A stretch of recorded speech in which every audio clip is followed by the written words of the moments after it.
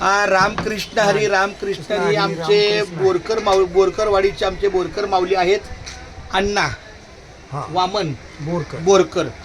दरवर्षी आपल्याला ह्यांचं जेवण पहिलं सुरुवातीला 40-45 वर्ष आपल्या जेजूर इथलं एसटी स्टँडच्या बाजूला काहीतरी जागा होती, बरोबर आहे. नंतर मग आपलं ते जेवण आमची बारकी बहीण, या 4 वर्षामध्ये आमची बारकी बहीण मुक्ता तिच्या इथं आलं. पण आता या वर्षी आमच्या म्हणण्याप्रमाणे मला वाटते त्यांच्या मुखातूनच ते 2 शब्द ऐका. तुम्ही सांगा, अगदी महत्त्वाचं सांगा, या वर्षी तुमचं नियोजन काय पैशाचं?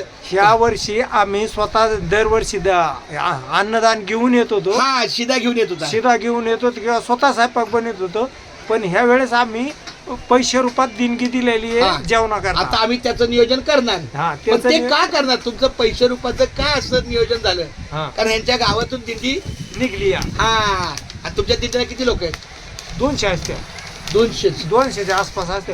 प्रत्येक घरून माणूस निघले. एक उमरा.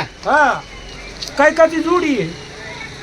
100 उमरा म्हणजे 200. मग मी धरलं ना, त्यातली 50 जर निघली ना तर 50 जुडती आहेत.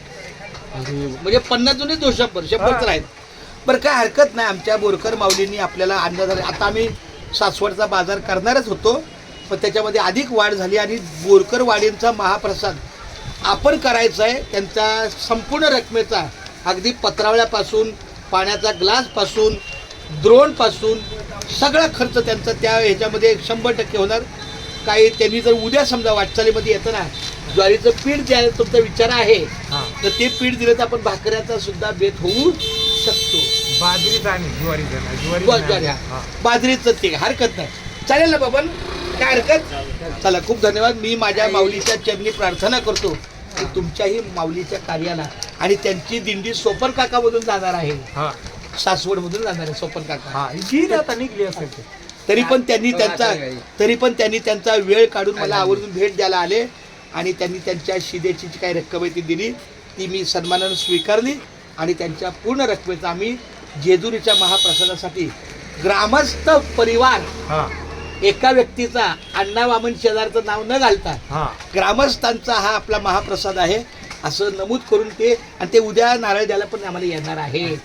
उभ्या का होईना, 10 मिनिटांसाठी तरी येणार. आणि आपल्या माऊलीच्या सगळ्या का पुंडलिक वरद हरी विठ्ठल श्री ज्ञानदेव तुकाराम पंढरनाथ भगवान की जय. आता विषय असा आहे